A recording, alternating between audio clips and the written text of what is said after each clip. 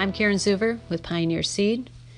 Today I'd like to talk about some planting effects that we have encountered in this 2018 planting season. One is that planting depth issue. With the wet weather, there were several that were concerned about planting too deep.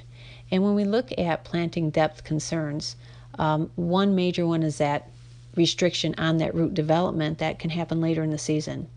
As you can see from this video, this plant was barely into the ground.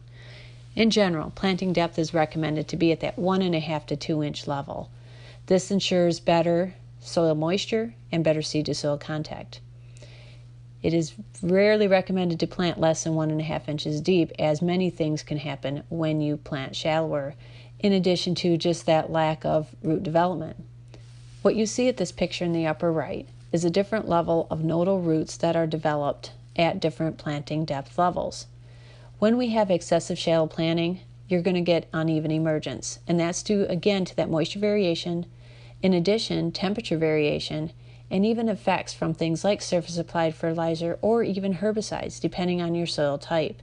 And again, in the end, you can have what's called rootless corn or floppy corn syndrome, which will inhibit that further root development. The goal for every planting season is to be sure to have those plants have an equal opportunity throughout the season for proper growth and development.